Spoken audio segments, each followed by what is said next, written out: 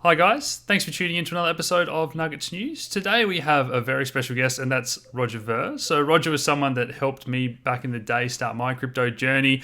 He can be a divisive character these days, but we're going to have an honest conversation about everything that's happened and what's going to happen possibly going forward. So, thanks for joining us today, Roger.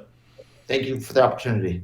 So, I mean, where do we start? What brought you into crypto? What was happening globally at that stage? What really attracted you to Bitcoin's mission? Yeah, I think it started in my teens reading economics books. And the more economics I studied, the more I learned that government interference in the economy is retarding the entire world's rate of economic growth. And if you want the world to have more and more cool things and, faster computers and better cell phones and better TVs and better airplanes and spaceships and all this stuff, the way to achieve that is through faster economic growth, right?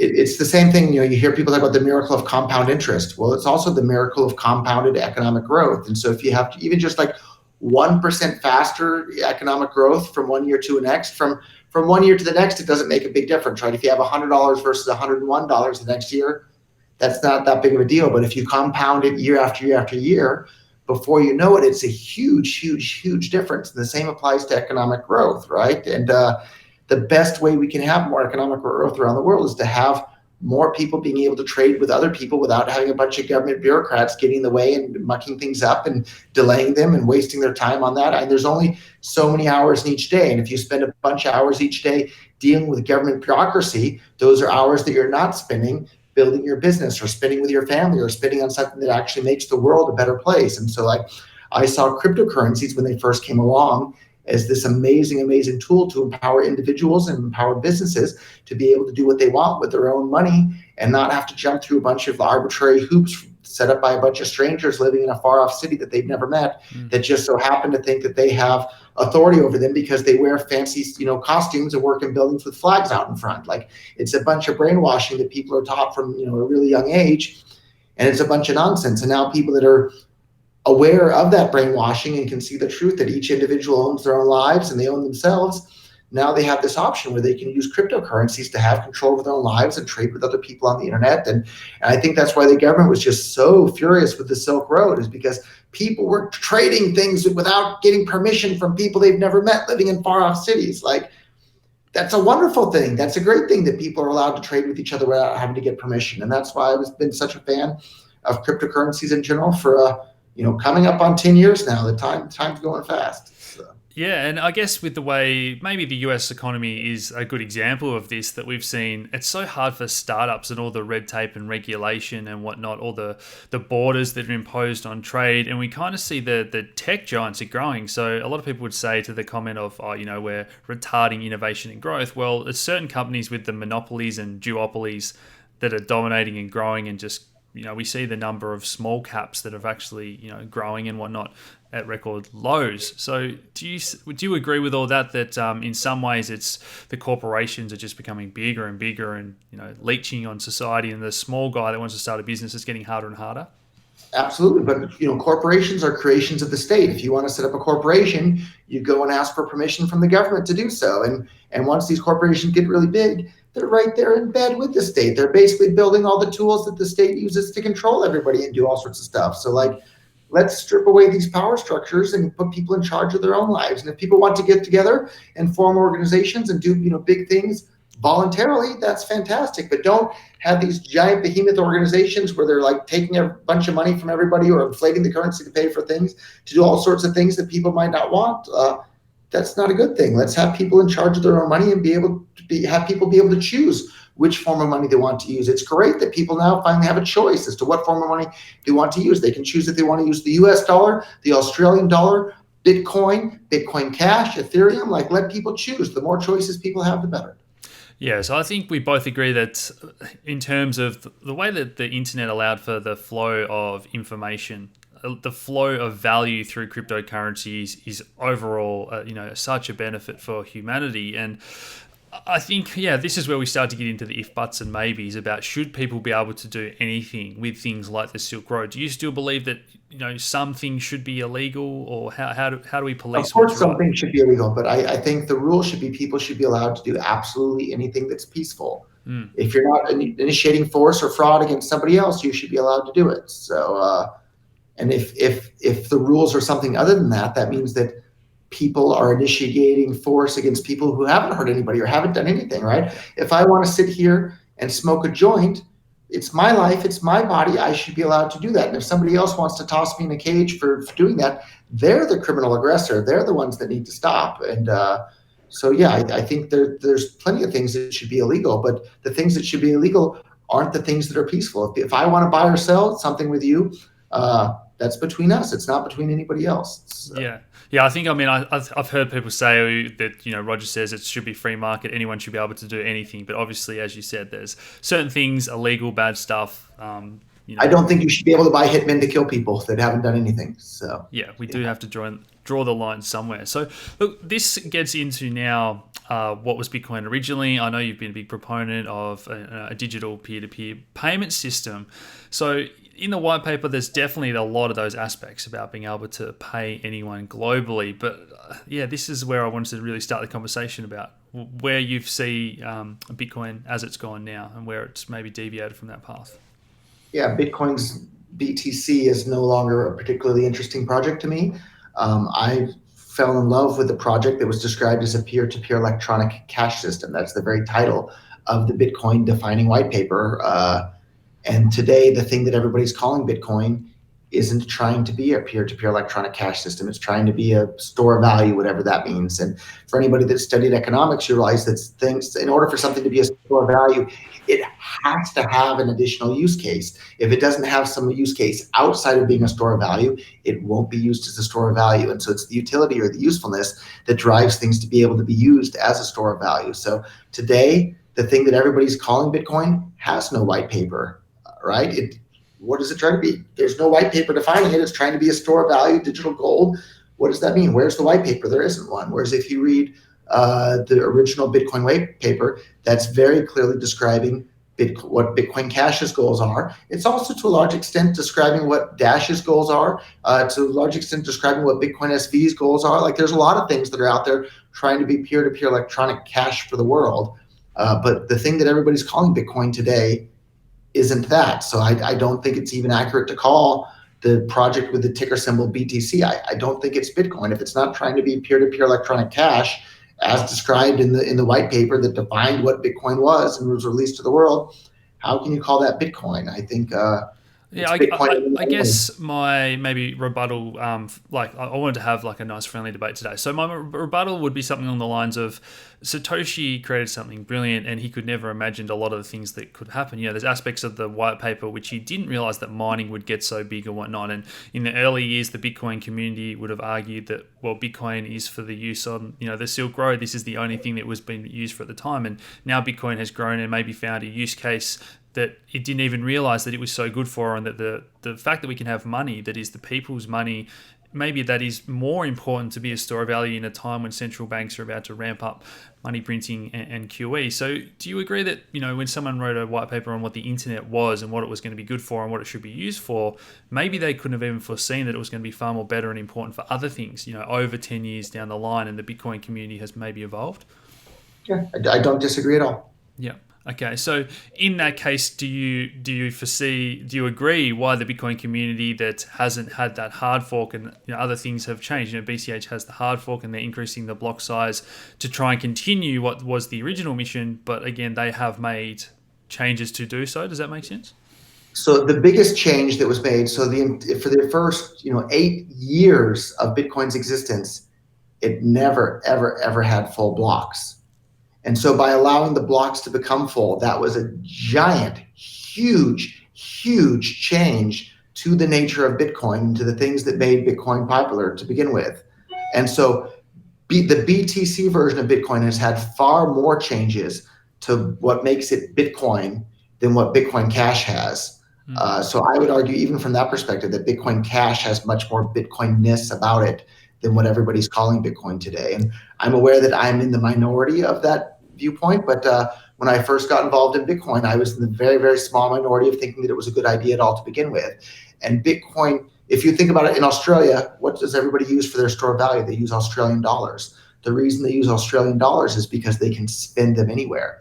And so if Bitcoin Cash is successful in being able to be spent anywhere, people are going to wind up using Bitcoin Cash as their store value, not the BTC version of Bitcoin. And even right now today, and it's especially so in Australia, there's far more physically accepting merchants accepting Bitcoin Cash than any other cryptocurrency. And we have some major, major announcements coming with Bitcoin.com, where pretty soon we're going to be able to say that by, an order of magnitude or three, more physical shops are accepting Bitcoin Cash than any other cryptocurrency. So it's clear that Bitcoin Cash is trying as hard as communities we possibly can to become that peer-to-peer electronic cash for the world.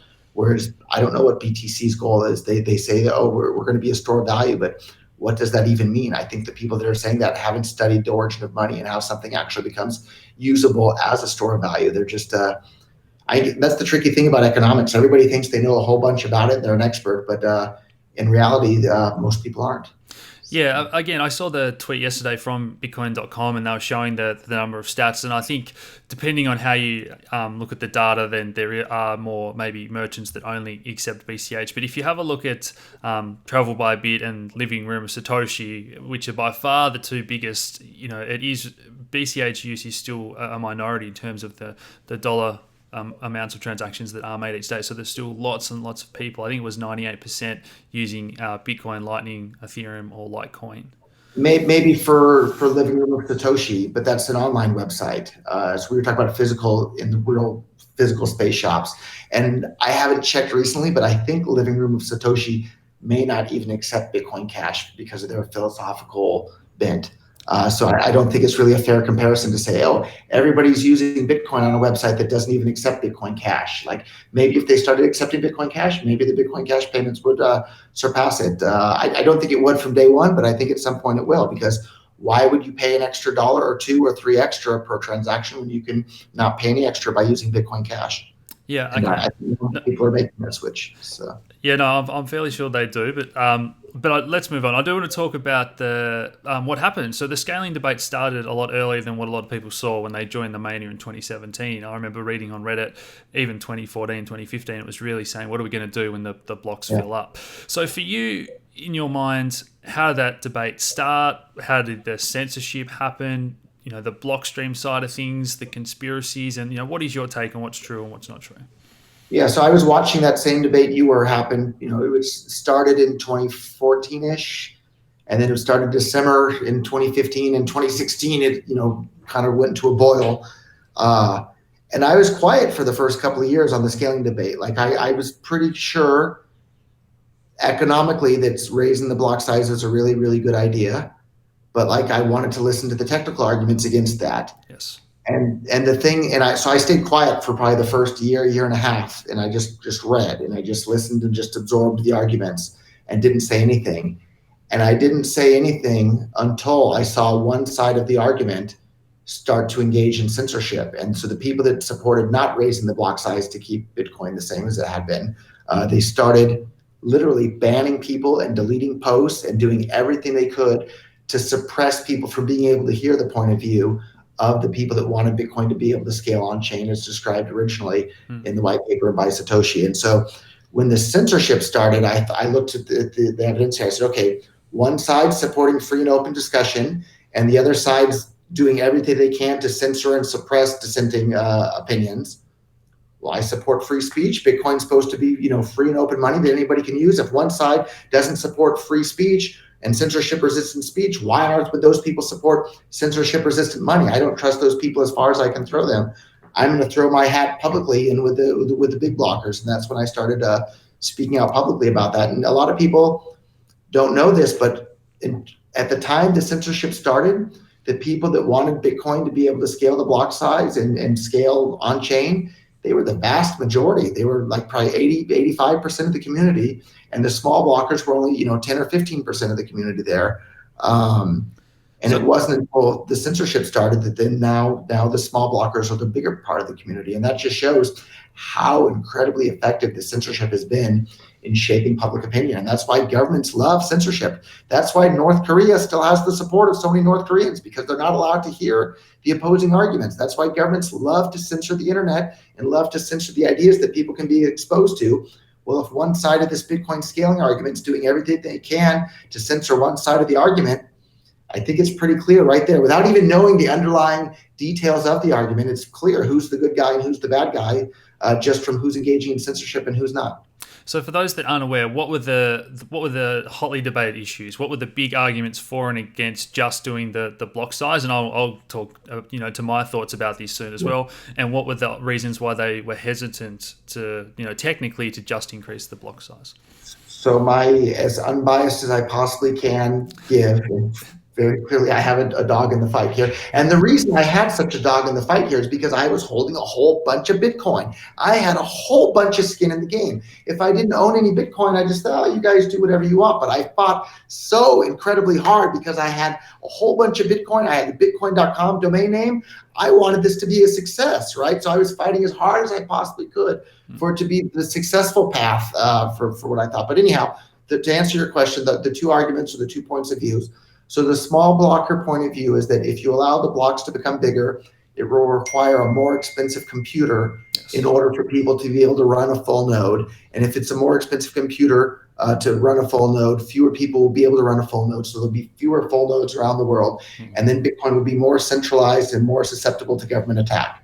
And so that was their point of view as best as I can. And, do you think that's pretty accurate summary there? Or? Yeah, I mean, the way I look at it, let's say round numbers, there's 10,000 nodes. I think by going to 2,000, it's not a linear relationship. I think you risk maybe having less than 5. And if you went to 4, 8, 32, and now Craig's talking these huge blocks, which we're going to get to later on, I think you really risk that full node count getting down to, numbers like 1,000 or maybe in the hundreds. And then at that point, I think you do really become susceptible to the government issuing 500 letters saying, stop, we're going to jail. And that is a lot easier and more dangerous for the network than having 10,000 decentralized nodes. Yeah.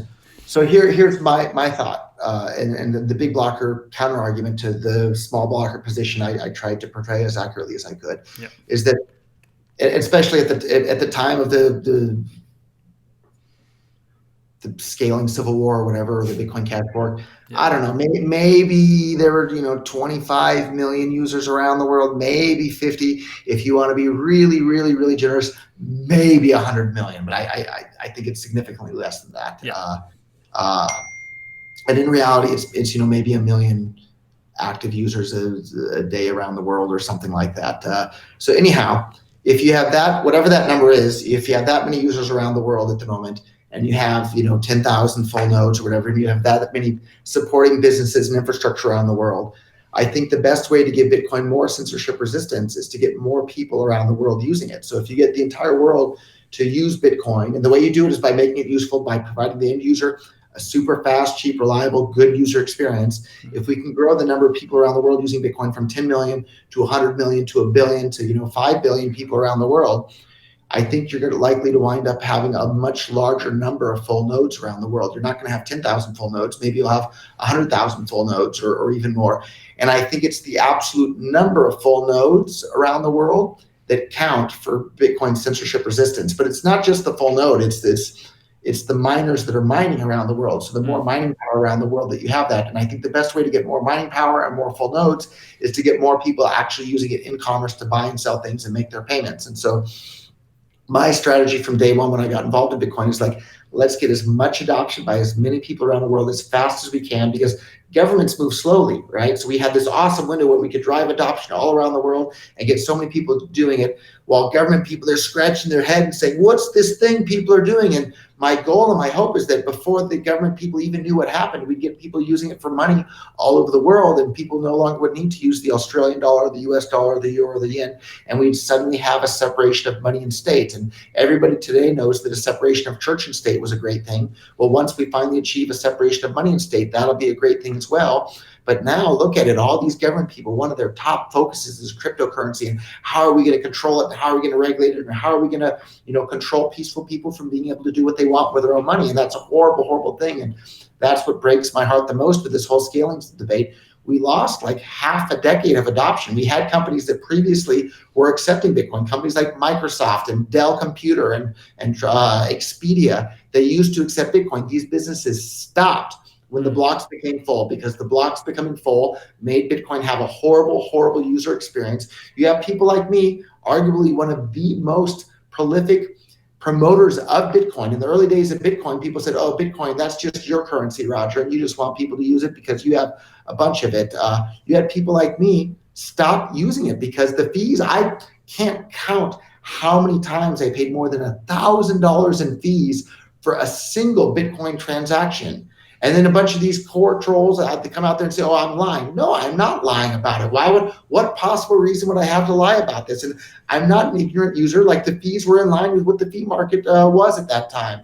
And so I had to switch my own business and my own payments and my own everything to something other than Bitcoin. Is that fun for me to do? No, absolutely not. It was infuriating for me to have to do that because a bunch of economically ignorant people that didn't have any business sense whatsoever succeeded in strangling Bitcoin being adopted by the world. And if you look at it, every single business that was actually serving customers was on board with scaling the block size to allow people to use it. You had Coinbase, you had Zappa, you had BitPay, you had Bitcoin.com, you had Purse.io, you had every single business out there that was actually serving customers saying, hey, we need to increase the block size. The only businesses you had opposed to increasing the block size were the ones that weren't serving customers, right? Who is a customer of Blockstream? They don't have any users, right? They received over $100 million from traditional financial companies, and they've been treating Bitcoin as their plaything for it. Whereas with all the businesses that were actually serving customers, they said, hey, we need to continue to make Bitcoin fast, cheap, reliable for users. And if I can take people down to, rant a little bit longer here, take people down a trip, down memory lane. The slogan for Coinbase used to be "Accept Bitcoin." They literally gave out shirts that said "Accept Bitcoin." All of these exchanges out there, they used to be called Bitcoin exchanges, right? All these wallets used to be called Bitcoin wallets. None of them are called Bitcoin exchanges anymore. None of them are called Bitcoin wallets anymore. They're all called cryptocurrency exchanges, cryptocurrency wallets, cryptocurrency companies. And the reason and the point at which that happened was when the blocks were allowed to become full on Bitcoin. And then people had to seek out alternative chains. And that's why all these altcoins bloomed. And you can see, like, there used to be a tweet, I think he since deleted it, but Brian Armstrong, the founder and CEO of Coinbase, he said on Twitter, ignore everything other than Bitcoin. Bitcoin's way too far ahead. Everything else is just a distraction. Yeah, and that was my attitude. That was his attitude. That was the attitude of every CEO of pretty much every company in the space, until the small blockers, using censorship, managed to restrict the block size from being allowed to scale. And now suddenly these aren't Bitcoin. Everybody was a Bitcoin maximalist when the block size looked like it was allowed to be able to scale. And when the block size wasn't allowed to scale, all these Bitcoin maximalists became pragmatists and had to go and seek out some other coin, including myself. So thank you for letting me rant. I was going to say that's a decent rant, Roger, but I do want to get through a fair bit today. So I guess summing that up, you're of the opinion that the absolute number of nodes would grow, even if we were to lose a percentage of nodes with increasing the block size with the hardware and whatnot, if it worked well. I think that's probably likely. And one other big philosophical disagreement, though, and I've talked directly with Adam Back, the founder of Blockstream, about this. He argues that it's the percentage of full nodes to users that count, not the absolute number. And I think that's so incredibly wrong. So, like, if you have 100 users worldwide and they're running 100 full nodes, you have 100% of the users running full nodes. He thinks that that's better than having 1 billion users and maybe 1,000 full nodes out there, or 10,000 full nodes. And I really disagree strongly with I had Eric Voorhees on earlier in the week, and we had a good chat. And then Adam Back chimed in on Twitter, and there's some interesting conversations going on. And it's still going on today. So do you draw the line somewhere with BSV talking about gigabyte and terabyte blocks, and the fact that Craig's now saying things like he only wants maybe 100 nodes, 50 nodes, and these big, the data centers, and it's going to be how big is the blockchain going to be? Terabytes and terabytes, and how good a bandwidth are you going to need? Does it get to a point where you say, well, hold on, developing nations, or even maybe parts of Australia with bad internet, they're not even going to be able to run nodes and talk to each other at that stage? Where do you draw the line saying that's too big of a block size? Yeah, I think I don't know, right? I don't think any one person knows. And I think the market decides that at the end.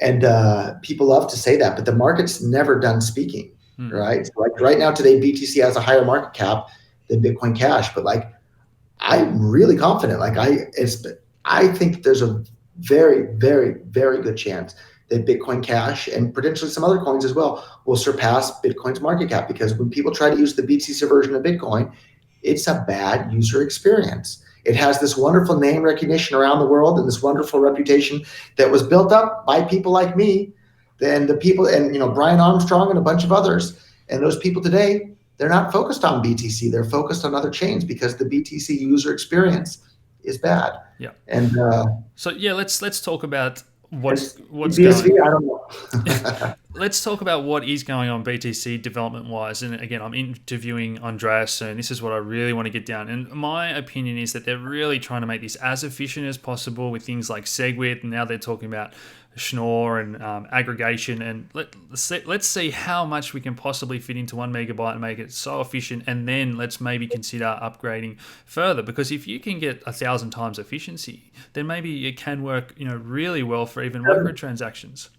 I think it doesn't matter because they lost 1,000 times the adoption that they would have had, right? All of these businesses that we're building on Bitcoin left, right? So like maybe in another 18 months they'll have some additional efficiency there. It doesn't matter. They shattered the ecosystem into 1,001 different pieces at this point. What an incredibly stupid, arrogant thing to do. And Andreas Antonopoulos, amazing public speaker, and an absolute coward when it comes to speaking out against the censorship. Like, what happened to the old Andreas? Like, the censorship is still going on to this very day on our Bitcoin and on bitcointalk.org and on bitcoin.org. Like, speak out against that. Like, this is absolutely shocking that this has been allowed to happen to what used to be a community of a bunch of free thinkers and free speech supporters. Like, Andreas, come on, man up here and speak out against the censorship that's still going on to this very day. I might ask him that, but again, I think a lot of people, when you try and speak up, it's very hard to say if the censorship is just from that small community, or we had a lot of those nodes signaling for the 2x and the hard fork, and then it was very hard to get through in the end. So, SegWit 2x, and Eric was pretty upset about it. Still, you could tell in the tone of his voice the other day. I'm still upset too. So am I. If SegWit 2x had happened, I think I'd still be promoting BTC. I don't think I'd be on the Bitcoin Cash chain. Yeah. Okay. So, and why do you think that did fail last minute? At one stage, we had 90% signaling, or pardon my French, but I think all the other businesses involved were a bunch of pussies, and they wussed out, right? Like, everybody was in agreement. I wasn't going to back down, and then everybody else backed down. And it's like, why are you guys such cowards about that? So I don't know. Bunch of censorship and trolling on the internet managed to derail it. So. If we talk about Lightning for a second, I know there's been talk about how the fees are almost too low to make it economically viable to run the Lightning nodes, and we see things like the liquid sidechains now. So, what do you think about all that? Is it good that it's going to bring elements of privacy and free up the main chain because it is smaller at the moment with 1 megabyte blocks, or how do you see Lightning? Yeah, Lightning is not usable from a business standpoint, right? Just a couple of weeks ago, Lightning Labs said, "Do not use Lightning for commerce," or I forget exactly what the tweet said. It said like, "Don't use any money in Lightning for any sort of business," or something to that effect.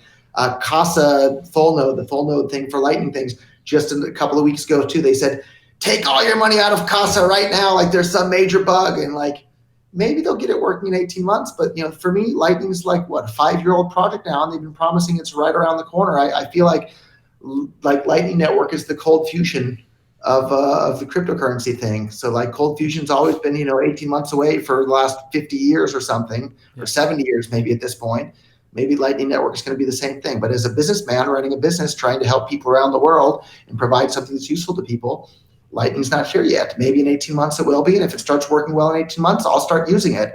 But today, right now, Bitcoin Cash transactions are lightning fast, super cheap, and super reliable. Like, it's amazing. You can onboard somebody into Bitcoin Cash in like 20 seconds. Like, the longest process in it is to download the app. You can't do that with Lightning.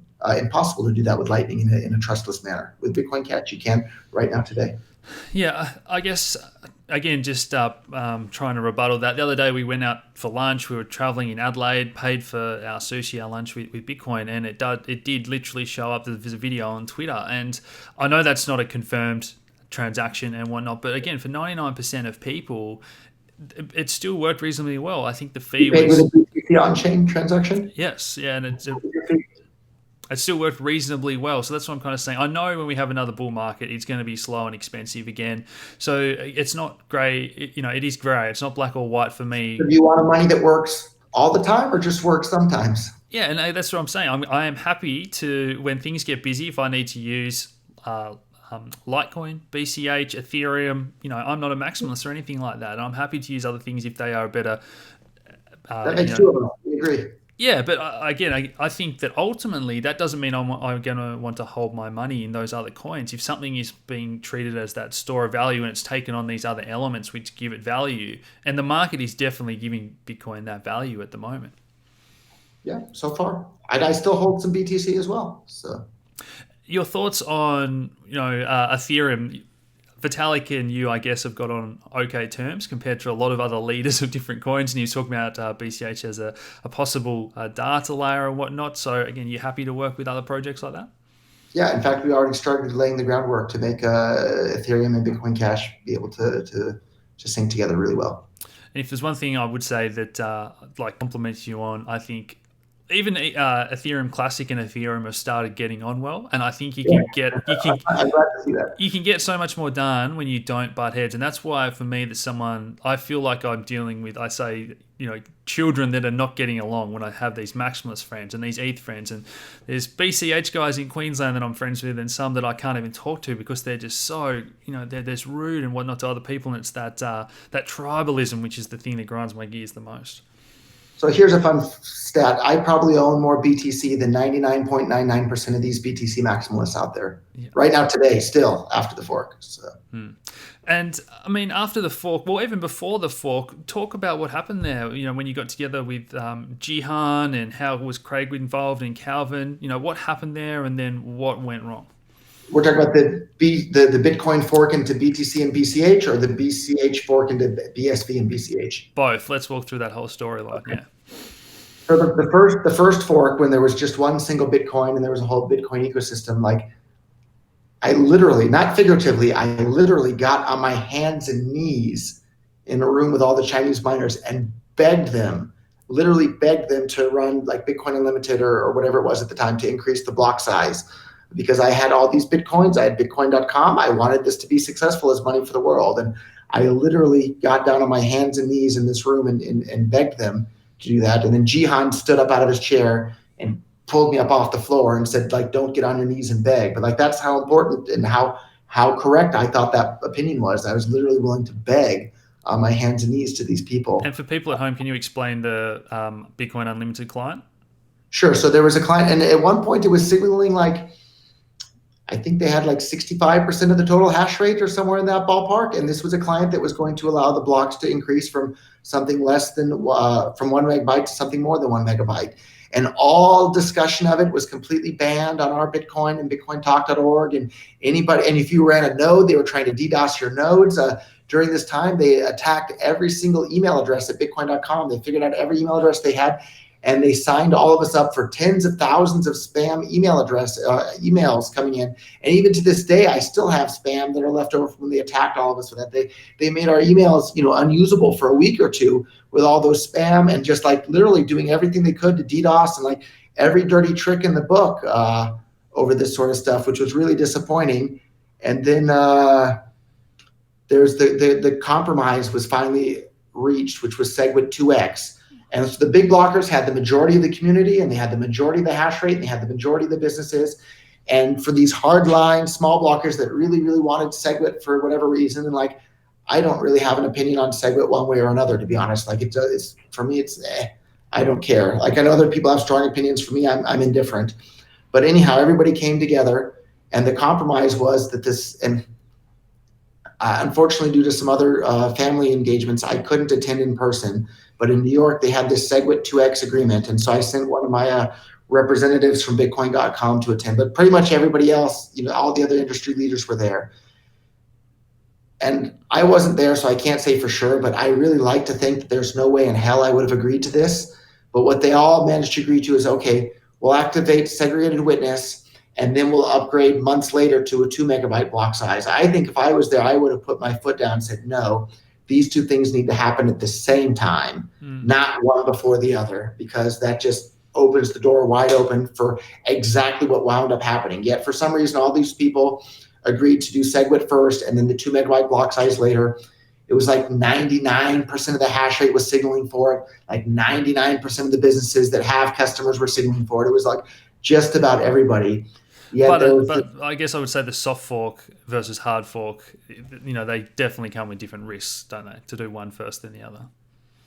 Yeah, so Vitalik Buterin wrote a really interesting article about how soft forks are coercive because they're a tightening of the rules and they force everybody to agree to something that they previously hadn't agreed to, and they force everybody to come along.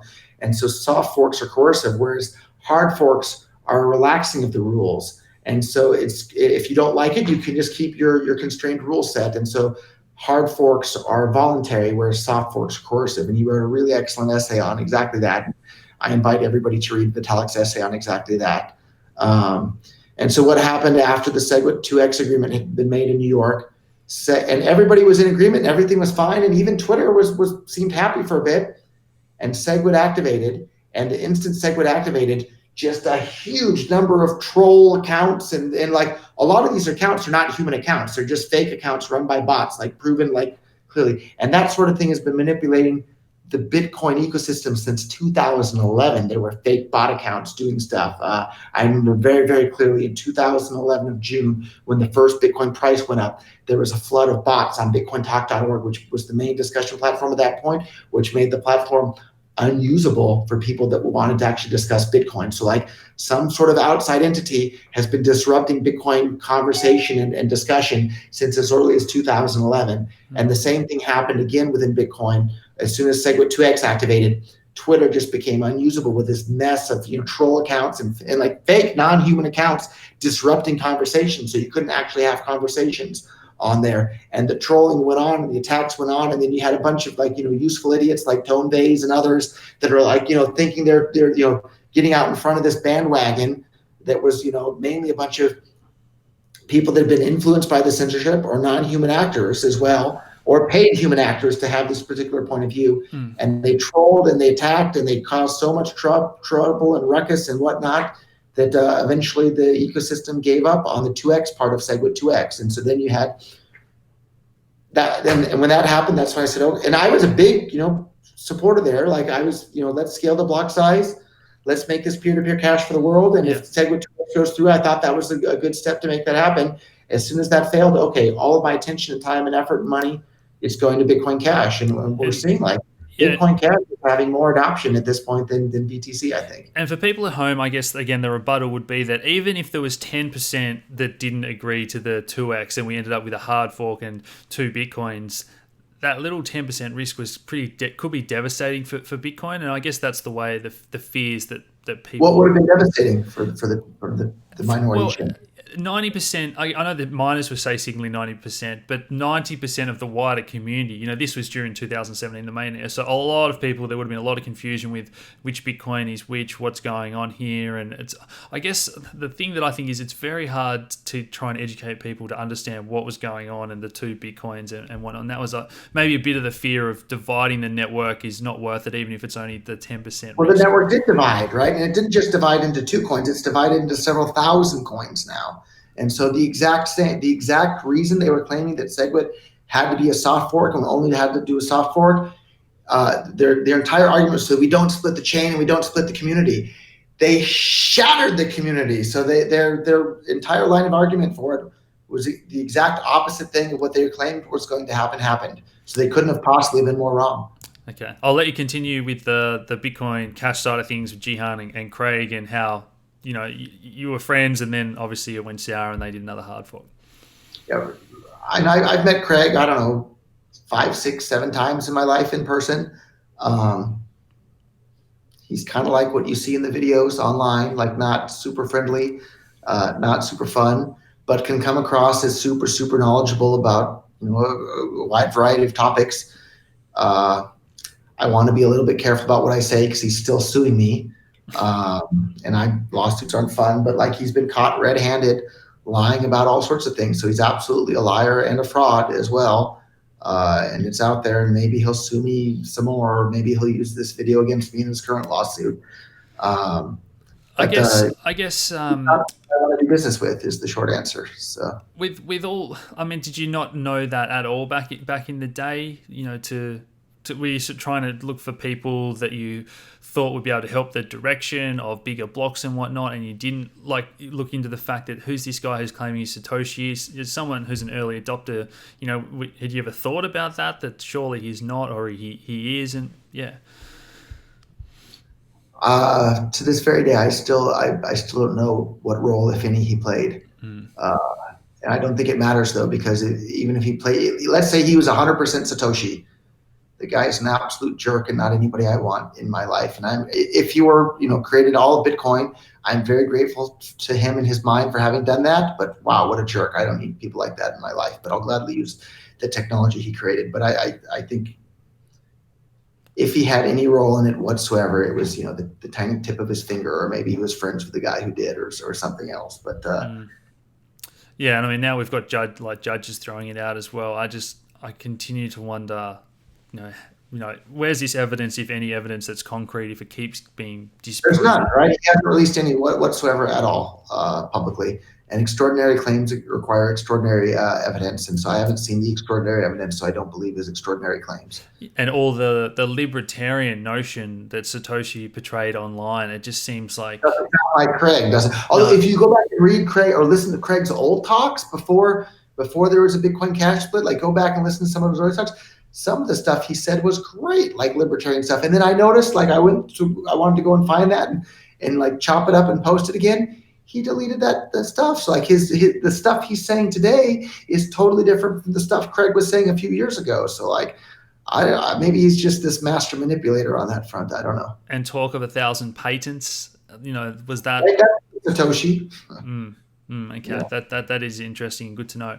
So your relationship with Jihan, and he's making a comeback at Bitmain. I interviewed Dovey Wan yesterday. I'm not sure if you're familiar with her on Twitter, but I see her a little bit on Twitter, but she seems like I saw her, maybe she's changed her opinion at this point, but I saw her say something on Twitter along the lines of like, the Bitcoin Cash community is an example of just what a toxic community is, or something like that. And I hope she's changed her mind since then, but if she hasn't, Dovey Wan is an example of just how effective the censorship and propaganda is at influencing people's view of the world and brainwashing them to see the world as something that it otherwise actually is. But how important is Bitmain? And obviously they've been struggling and trying to IPO, then pulling out, and now Jihan's coming back and saying, there's a new sheriff in town, and it looks like I don't know if it's an overthrown the leadership or what's happening there, but yeah, what's your thoughts on all this? Yeah, I don't know. I'm eager to find out, just like you. If Bitmain comes out with another, miner that's a really good value and bang for the buck and sells a whole bunch of those, like, I think that's a really big deal. And, Bitmain, I think, is still sitting on 1 million Bitcoin Cash.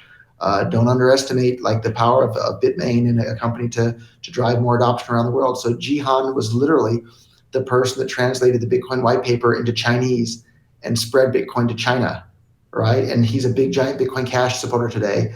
I'm the person that literally translated the Bitcoin Whitepaper into Japanese and the Bitcoin website into Japanese and spread Bitcoin to all of Japan, which is another big, giant hotbed of cryptocurrency adoption at this point. And arguably I helped, really, really spread it to the rest of the world as well.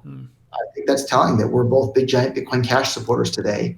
Gavin Andreessen, the person that Satoshi Nakamoto, the real Satoshi, whoever he is, turned over the project to when Satoshi disappeared, another great, big, giant Bitcoin Cash supporter. Look at that. All the early people that made Bitcoin popular around the world and drove Bitcoin adoption around the world were all big Bitcoin Cash supporters today. Don't underestimate the power of the influence that we're going to have. So when Bitcoin wasn't allowed to scale, most of the early people that made Bitcoin successful to begin with, maybe 70% of them went to Bitcoin Cash, and then like 30% went to Ethereum, somewhere around that ballpark.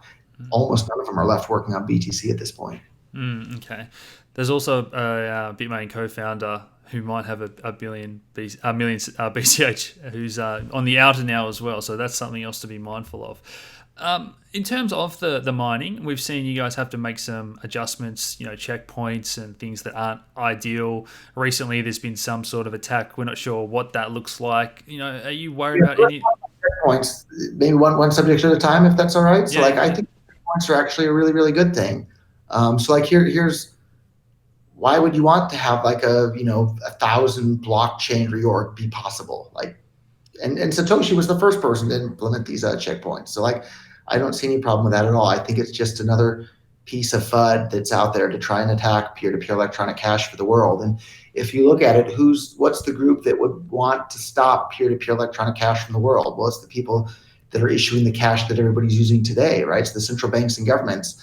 And so if Bitcoin BTC is just being marketed as a store of value, that's not particularly threatening to the Federal Reserve and these central banks and governments around the world. But if Bitcoin Cash is being marketed as, hey, everybody should use this as their cash for the entire world, that's incredibly threatening to the existing powers that be. So I don't think it's beyond I don't think you have to be too big of a conspiracy theorist to think that oh, maybe governments are actively trying to subvert Bitcoin, and the version of Bitcoin today that has the most threat to the existing status quo and powers that be is Bitcoin Cash. And that's why there's so much FUD and attacking and so many people, trying to undermine Bitcoin Cash adoption, whereas you have the vast majority of the hardcore libertarians out there. If you go to New Hampshire with the Free State Project, everybody there is busy using Bitcoin Cash or Dash. They're not using BTC. All the hardcore libertarians are great big giant fans of Bitcoin Cash today. And most of them aren't so excited about BTC today because a store of value. How does that undermine government's ability to manipulate and control the economy? It doesn't have much of an effect at all, whereas Bitcoin Cash really has a wonderful, amazing ability to do that. So what do you mean by Satoshi was the first one to implement checkpoints? And isn't proof of work the security? Isn't that pivotal to what Bitcoin is? Yeah, well, it's not that you only have checkpoints, right? There's proof of work plus a checkpoint. So you can't, on Bitcoin Cash, you can't have a reorg more than 10 blocks deep.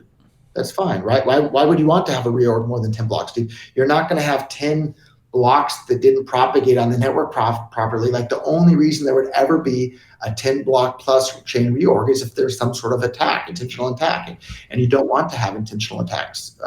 So I think the checkpointing is a great thing. And Satoshi, I don't know, way back in 2010 or something like that was, implemented one of the first checkpoints in Bitcoin. So, okay. The next thing I was going to get to was there's been some recent attacks recently, and we're not sure exactly what they are, but pointing hash towards Bitcoin Cash, mining lots of blocks and then taking it away. Obviously that makes the remaining miners unprofitable. Is that an issue, or what do you think is going on there? Yeah, I haven't been able to look into it as deeply as I would like to yet with how busy I am every day. But from a user experience perspective, Bitcoin Cash, the blocks are never full. So, and Bitcoin Cash broadcasted transactions are just safe, are safe just fine. It hasn't been undermined like it was intentionally undermined in BTC. And so from an end user perspective, for anybody that's not a miner, your wallet works just fine. Your payments go through just fine. Everything's just fine. But it would be nicer if the block interval was a bit more regular. I agree. And I think people are looking into how to figure that out at this point. But it hasn't been a very big problem at all. We sort of touched on a few other things, Ethereum, Litecoin, Dash you've mentioned. I know in Australia you've been involved with Livin, which is a little company that, so you're open-minded. Do you like things like Maker and the decentralized stablecoins for payments? You're open-minded to anything that's helping the world? I like anything that works. And BTC stopped working for me. That's why I stopped using it. So if it had continued working for me, I would have continued using it. But $1,000 fees per transaction, that's not usable for anybody. And it was $50 on average. And then a lot of people don't realize this, the average confirmation time on the Bitcoin BTC network at the end of 2017 or beginning of 2018, the average confirmation time for your transaction to go through became longer than a week, more than an entire week. And that means there's an entire week for your transaction to potentially be double spent on the BTC network as well. $50 in fees and waiting a week for your transaction to go through, that's worse than the banks. I guess if SegWit's been a big efficiency improvement, and if we do get these other ones with Schnorr and Taproot, we see ZK Snarks on Ethereum. If we were to get these fees down, Roger, back down to an average of 1 cent or even lower, would you consider supporting Bitcoin again? I'll use anything that works. If Bitcoin becomes significantly more useful than Bitcoin Cash, I would start using that again. But I don't think it doesn't have to just be a little bit more useful. It has to be a lot, because in order for someone to switch to something, you have to have at least a 10x improvement. If it's just a 1 or 2% improvement, people aren't going to switch, because switching is a lot of work, right? So I built all this infrastructure now around Bitcoin Cash to switch it back to Bitcoin BTC. That's a lot of work. So it would have to be a lot better. And I guess I hope the Bitcoin community does that, but I think that's really unlikely, right? How are they going to do that with 1 megabyte blocks? Like, I think there are things out there that can make big efficiency improvements. Let's wait and see. But again, I'd probably say right now today, I don't have to wait, right? So if Bitcoin has the community and the network effects, though, then I would argue that Bitcoin Cash now has to be 10 times better, not just a little bit better, for people to switch that way as well. So that's, I guess, the rebuttal I'd have there. But the next thing I wanted to talk about just quickly was Wall Street. So I'm not a fan of rehypothecation. These ETFs, cash settled. If people want Bitcoin, I want them to have real Bitcoin or real crypto to invest in, use for payments and whatnot. Is Wall Street this thing that's being way too pushed by the mainstream? yeah, if you want people to have their own Bitcoin and their own cryptocurrency, Bitcoin Cash seems to be the way to go again, because if it's not your keys, they're not your coins. And If there was a Bitcoin Cash ETF, not a fan of it. there already is. It's based on the SIX stock exchange in Switzerland. And if people want to do that sort of thing, that's okay. But you're opening the door for fractional reserve stuff, and be careful. So Yeah, that's what I'm fearful of, fractional yeah, reserves. and we've already seen fractional reserve, right? Mt. Gox was running on fractional reserve for a long time. So don't think Yes. that it can't happen in cryptocurrencies as well. So hold your keys yourself, hold your cryptocurrency yourself. And I think we're Don't going to use. see some interesting, some fireworks again with Trace Mayer and Proof of Keys this year. We already saw it brought down possibly a couple of exchanges last year. So, guys, hold your own keys wherever you can as well. Anything else, Roger, you think that's important to talk about that we haven't touched on today?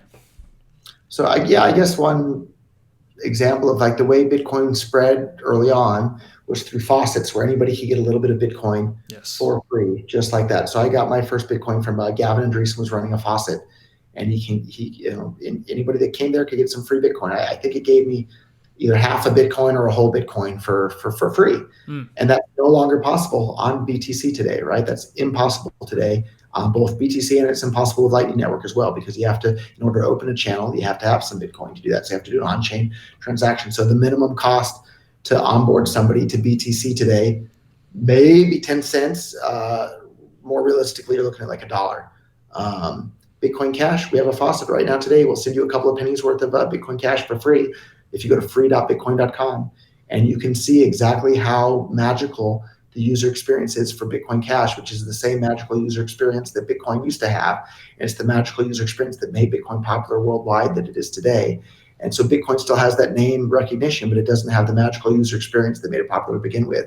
Bitcoin Cash does. And that's why I'm so confident that Bitcoin Cash is going to continue to see more and more user adoption around the world.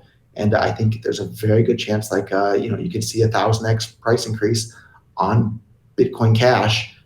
You're never going to see 1,000x increase on BTC. That's out of the question. And who, if you could debate one person and have someone like myself as a neutral, commentator, would it be Andreas, as you said before?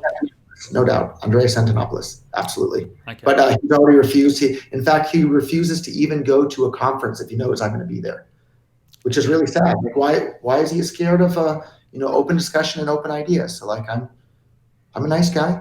So the other thing that I would like to say, so Adam Back, the CEO and founder of Blockstream, there's more than $100,000 have been offered to the charity of Adam Back's choice for him to debate Dr. Peter Risen on the merits of Lightning Network. So $100,000 can be sent to an orphanage to help kids, or sent wherever Adam Back, whatever he wants to help. If he just has a debate on the technical merits of Lightning Network with Dr. Peter Risen of Bitcoin Unlimited, and Adam Back is completely refusing. So I would love to see that debate. I really think that would be interesting, and I think it would be a really great one for the community to be able to hear.